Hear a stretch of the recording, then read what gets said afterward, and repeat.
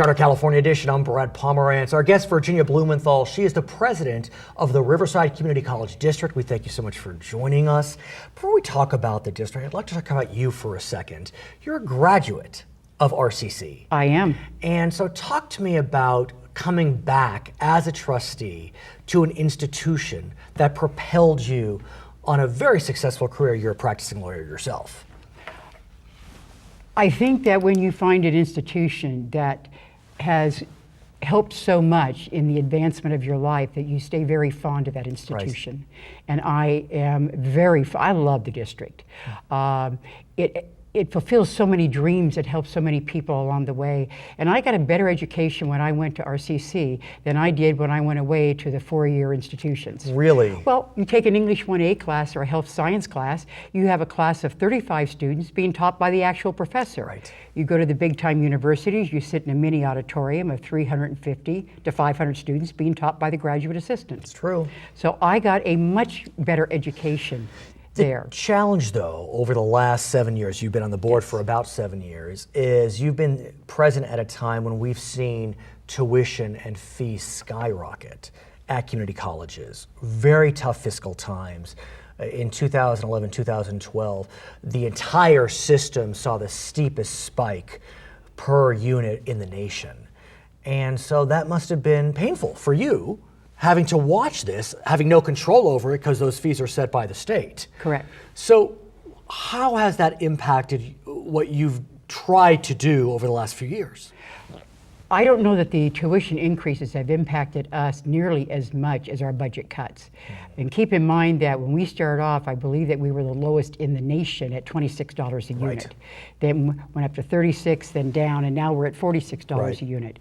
The students that cannot afford it, normally there's quite a bit of financial aid available. Which is good outside news. of loans. Right. I don't mean the loans, I'm talking about the financial aid. But they raise the tuition, but the community colleges don't see the money. That goes into the general fund, and that is a common misperception.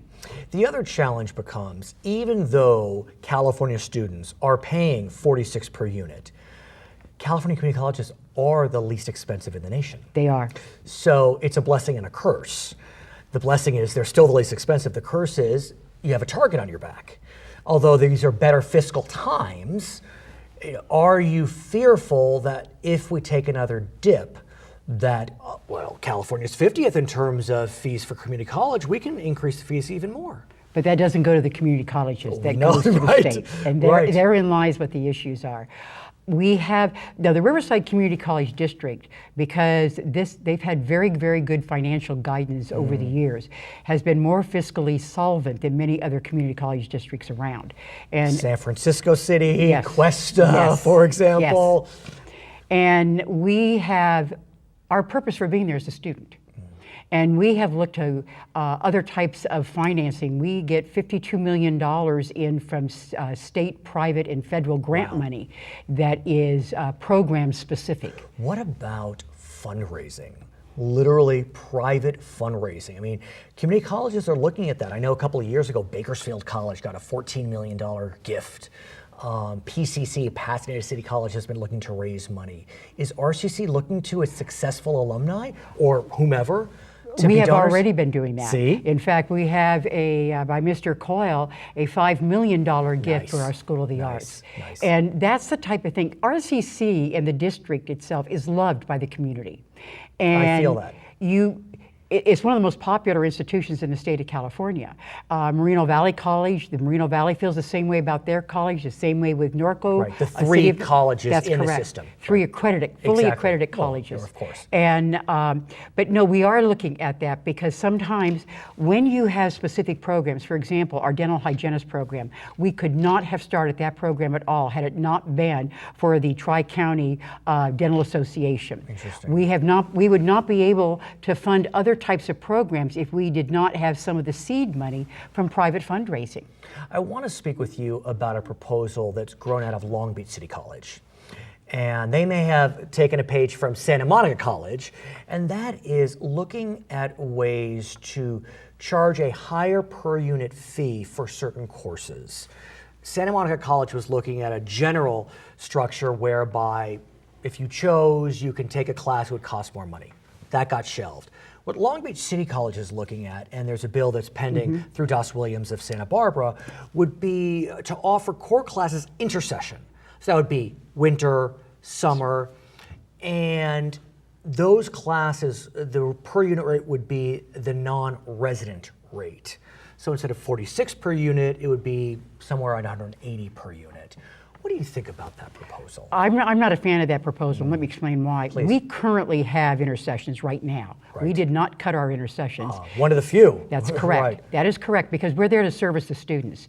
Then it becomes almost an education of the privilege. I've heard that. Now, where I will agree on a little different proposal, a little different slant, is differential fees. Explain. And let me explain that.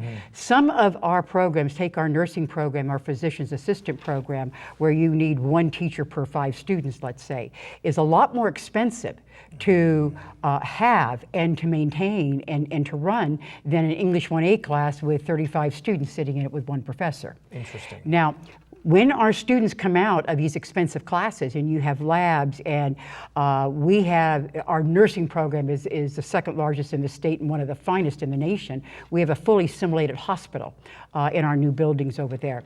And when they come out, they're 100% employed. And they come out and they're being hired at very good salaries. Well, especially nurses with That's the dearth of correct. nurses. Physician's assistant, dental hygienist. We Sure. could go through a complete list of these. Now, those are students that I could see when the classes cost so much more for the college to put on, that you could charge a higher tuition rate for those types of classes. Are we hearing that proposal floating up to Sacramento? It's been floating. It's been floating, I understand. That's about Takes all a I can while to say. float up north from Southern California. Yes. I also want to ask you about, I'll call it the fun classes, ceramics, German for the retired individual. Those classes are being canceled because community colleges just can't afford to run them.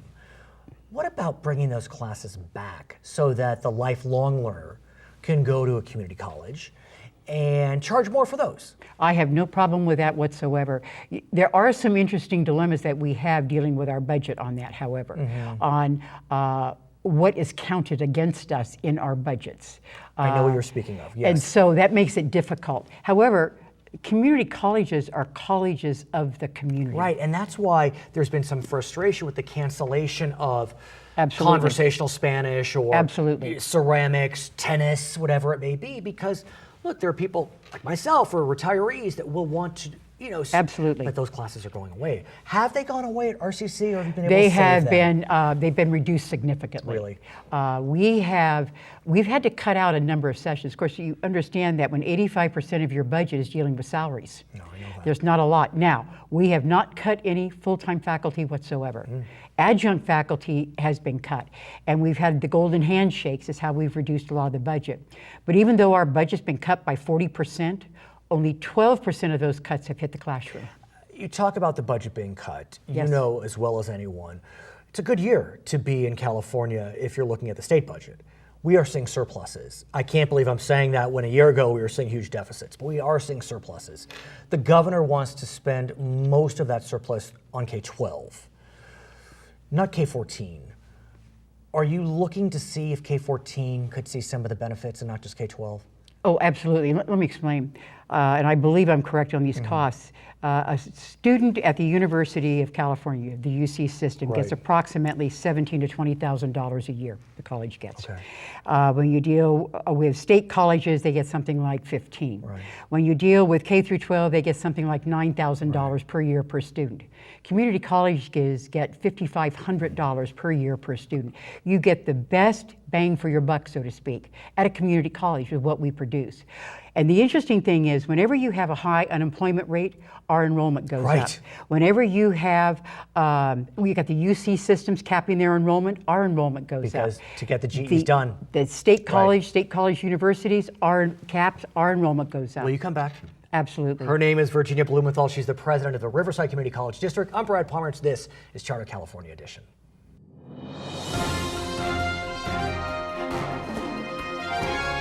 In what year did California begin to charge its students to attend community college? 1952, 1966, 1978, or 1984? California began to charge its community college students in 1984. Charter California edition. I'm Brad Pomerance. We're joined by Nathan Miller. He is a member of the Board of Trustees for Riverside Community College District. Sir, thank you for joining us. We appreciate it. There Pleasure is to be here, as very always. significant news regarding adult education. Correct. As we know, earlier in the year, Governor Brown had proposed that adult education, which had been, or still is, operated through K-12 districts, be transferred to community college districts. Caused a tremendous amount of concern, consternation, excitement. Where do we stand now, though? Well, I believe, as I said before, when the governor puts a budget together at the beginning of the year, they kind of throw together a hodgepodge of brainstormed ideas without much substance behind it. Well, the substance, as I said, was going to come in the May revise, and that's exactly what happened.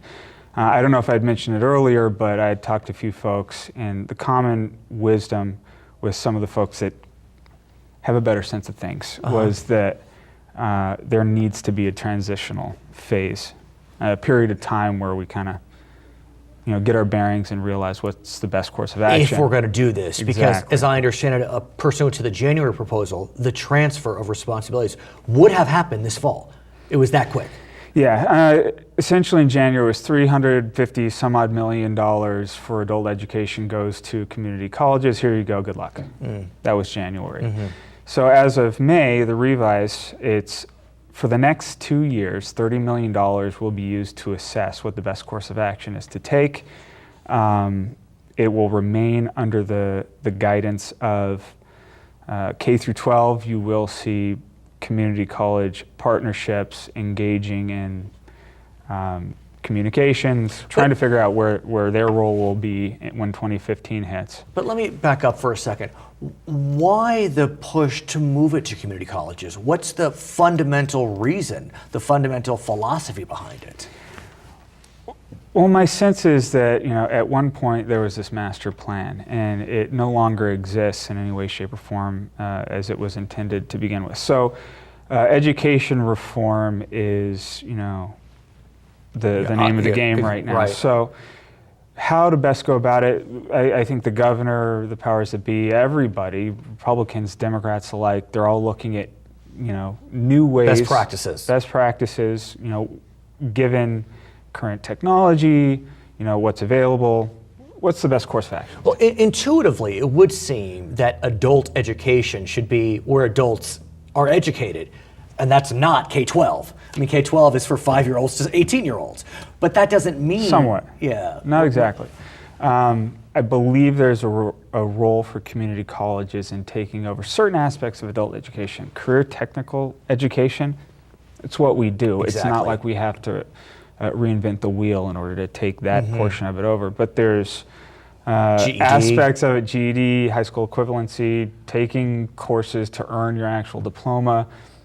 I don't believe that that's community college's role. I don't. For us to take that over, I think, is a waste of our resources. That is probably served better with the county. Interesting. In the K through 12 domain. So what do you think happens with regard to adult education? We have this 2-year period. Has the community college system as a whole, all 112 colleges, is it 72 districts, have they taken a position on this? Has the chancellor taken a position? Well, there's a lot of concern, in January that there wasn't enough funding in order for us to do it. The timeline was wicked. How are we going to take over certain aspects of adult education that we have no experience in? And there was a lot of resistance to it. There were letters flying Right. to legislators, don't cut my classes. There, all these fear tactics that were going on. But now there's a light at the end of the tunnel. In 2015, they have a $500 million pot, which is increased from the $350 million that will be split for the next 2-year cycle in between K through 12 and community colleges. I forget exactly what the split is, but we go from the $30 million assessment of what the best practices, best course of action is to take. 2015, 2016, shared governance, let's start implementing it. And then I guess ideally by 2017, smooth sailing. Aside from adult education, we know that the governor, as a result of Proposition 30 and the purported surplus the state is seeing, is looking to fund education at higher levels. It seems, though, that his singular focus is K-12. I'm not criticizing that, it's just what I'm seeing. Well, you have Common Core. K through 12 is foundational to of course. The educational future of a student. You have a gap between, high school diplomas. It's on the rise. Students are graduating, but take those students and see if they're actually college ready, and that number on the dial hasn't changed at all. But let me. The answer lies in K through 12. But let me ask you this, though. Community colleges during the recession in California were hammered. We know that fiscally, we know that tuition spiked at levels that we have never seen. I mean, in 2011, 2012, California community colleges had the biggest spike in the nation, 37%. So the question is, while K-12 is foundational and obviously needs enough funding, do you feel as if community colleges are getting short shrift? Oh, without a doubt. Okay. There's the reality of what we're facing now that needs to be addressed, and then you need to solve the issues that exist in K through 12 so students are better prepared when they graduate, so that their diploma actually means they're ready for college, as opposed to just being a piece of paper and then go to college to make up for whatever it is they missed in high school. I mean, we can't thrive as a society if we keep that up. So, but there are students right now that are in that position. Their needs should be addressed.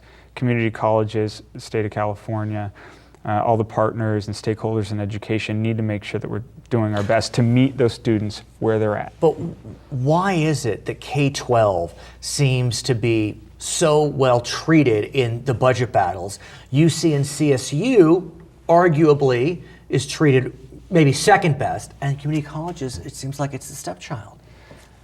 I think the answer to that is obvious. When it comes to budget negotiations, you need to look at who the most powerful interests are in guiding those budget negotiations and what they want. That's the answer. But is it time I'll leave that up to you to decide the community colleges to fight? Because let's look at the changing ways that people are being educated after high school. We are fighting. I mean, we've got the CCCT, right? And we're letting our voices be heard, and I believe it's actually had an impact. If you look at the May revise, we didn't let up. There were some very loud voices. Scott Lay, who runs the CCCT, and others made sure that our needs and the impacts of the governor's decisions according to the January budget would be devastating. Because if you look at how our 18-year-olds are choosing their post-high school education, it used to be that if you could go to a 4-year, you just go quickly. But now so many are saying, wait a second, I'm going to go to a 2-year community college. I could go to a 4-year, but I'm going to get my GEs taken care of. It's less expensive, and then I'm going to matriculate into a 4-year institution. They don't even have to necessarily do that. Now, there's always a benefit to increased education depending upon your chosen career field, but look at the new market. Applications, software technology, those are things that you don't necessarily need to have a 4-year degree to do. I mean, you just need to know how to do it. You either do or you don't. If I went to Google and I applied for a job, they would test me according to my ability to solve code riddles and type up code and whatever it is their needs are. Does a diploma, a 4-year degree get me in the door? Maybe, but they're definitely looking at doers, not.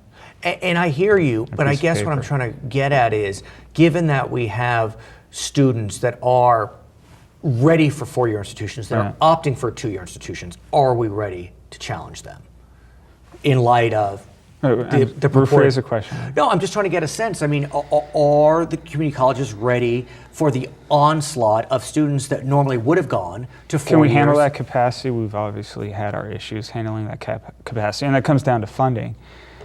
It begs the question. He's Nathan Miller. He's a member of the Riverside Community College District. My name is Brad Pomerance. This is California Edition. A recent study found what percentage of California's community college students need remedial intervention in English language arts. 50, 67, 75, or 85%.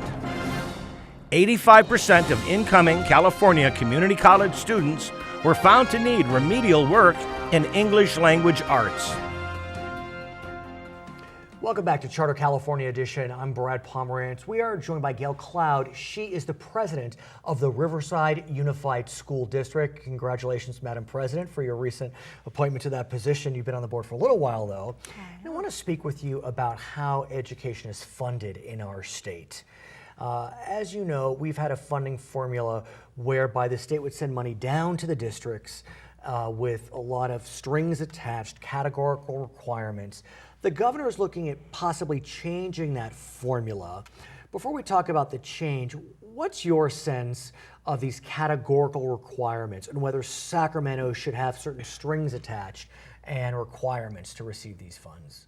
Well, we generally argue against categorical funds, yes, right. but there are some things that will make decisions more difficult at the local level because, for instance, instructional materials, we had a category for that. Now we don't, so we will have to decide how that money is spent, whether it's spent on instructional materials or whether it's spent on reducing class size or benefits or facilities. It's a blessing and a curse to have the authority to spend as you wish. That being said, as we speak today, we don't exactly know what's going to happen with categoricals. What we do know is we're in the midst of a very serious debate about how we educate our children, and specifically children that will face or are facing specific challenges, be it they're English language learners, be it that they may be foster children, they may be in economically depressed areas. Correct. Philosophically speaking, do you believe that those children need support to the extent that more money needs to be attached? Well, I could make an argument that yes, that would be true. We're looking at the base grant, of course, which you know is based on the 07-08 funding. Yes, which was a good year. Which was a good year, but it doesn't include categoricals. Right. So there's already a big hole in what the budget was at that time. Then the supplemental money, which is what you've kind of alluded to, follows foster kids, English language learners, and let's talk about the supplemental before we talk about what's known as the concentration grant, because those are two separate issues. They are. What the governor is proposing is that for each child that falls into one of those categories, supplemental funding would be given to the school district. Correct. What's your sense of that? I mean, that's not that uncommon as we speak today. It happens in other states, correct? Correct. It's a 35% more of the base grant because we do have quite a few students who fit in that category. 66%, in fact, of our students are what you'd call disadvantaged, according to the governor's formula. Those funds are intended to close the achievement gap, which we all know we need to do. And in RUSD, Riverside Unified, we really have focused our attention on closing the achievement gap already, and we've done we're on the upward swing in that. And what's interesting about RUSD is the district is becoming more diverse. That's not a good thing or a bad thing, it just is. It just is. And so diversity doesn't necessarily mean challenge, but sometimes it can. Sometimes it can be a challenge, and one of the things, what we're saying is the state needs to give us local flexibility so we believe that first best instruction is the best, the winning formula, which means that pre-K through adult, if we can reach those kids in preschool, if we can have some of that money in preschool, we could actually make them kindergarten ready. It's interesting you mentioned that because in the background, we know that there's the federal sequester that is marching through the federal system, and we know that Head Start is being cut as a result of the sequester. I know that that's not a program administered through RUSD. At the do you have some Head Start? We do have some Head Start, and we have state preschool. In fact, I'm on the preschool committee. Oh, okay. And I would say, overall, Head Start has not been a real effective program, and I would say wagering that RUSD would have different results because the results at third grade can be kind of tenuous, but what we're doing with our money is making a pretty academic, I mean, as opposed to just totally student-centered play, pretty academic program, introducing kids to sounds of words, phonemic awareness, English and all those things. So when they get to kindergarten, first grade, they actually have a heads up. A head On start. some of those, exactly, a head start on some of those skills. Another portion of the governor's proposal deals with what we know as a concentration grant. And what that would do, and again, as we speak, this is what we know, things could change, is that if a school district educates more, if 50% or more of a school district's body is part of those three categories, foster children, economic disadvantage, or ESL, the school district would get another bump. They would, and Riverside would get a 16% increase, although we're kind of arguing against that. How interesting. Yes, because it's pennies on the dollar, and it comes, the problem is it's coming with a lot of strings attached. Is it? It's possibility. And so we're saying, let's look at the results of what we're doing, rather than having what you would say inputs, which is what a lot of federal programs do. They measure the inputs, which doesn't necessarily equal the outcomes. What we're interested in is outcomes. We want learning achievement for all students. And so it's interesting you say that, because I've spoken with school board members in other districts that would qualify for concentration grants, and they're willing to take it. I mean, I'm sure in the end you're willing to take it, but they're not speaking out against it per se. Well, I think we need to be aware the way it's set up, it could end up costing, because of the bureaucracy and the strings attached. We need to make sure that what we're looking at is, and I've been in reviews where it's every jot and tittle that is looked at, and that doesn't necessarily relate to student learning. Right. So you're doing the form, but you might not have the substance. What we're saying is we want to have substance. Measure us on that. I want to talk more broadly about education funding. As you know, the voters of California in November passed Proposition 30.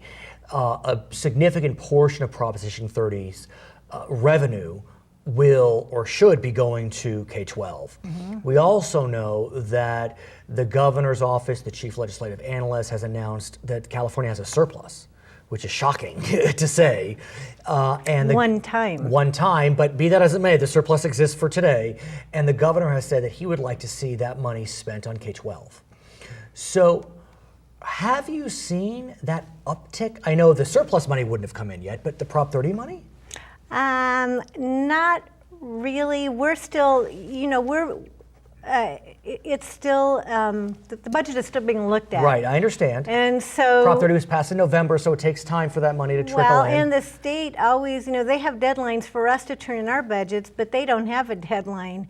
And so we're kind of always guessing what the political will and whim of Sacramento is as to how we budget for the following year. So for the fall of 2013, do you have a sense of what and how much money you'll be receiving? Because one would presume with Prop 30 and the surplus that RUSD and any school district in our great state would receive more money. I'm not really sure at this point what the money will be, and there's a lot of things in play right now, as you probably know, adult ed being one of them, a big one. Right, still and, in play, right. And a lot of the, there's a lot of pushback from legislators to the government's proposal, so all of those things, be it special interest groups, legislators, all have to put their 2 cents worth in. What are your parents saying? Because plenty of folks in the Inland Empire voted for Prop 30. I think it may have lost in this region, but not by much. So, I mean, there was support. Yeah, there's support for Prop 30.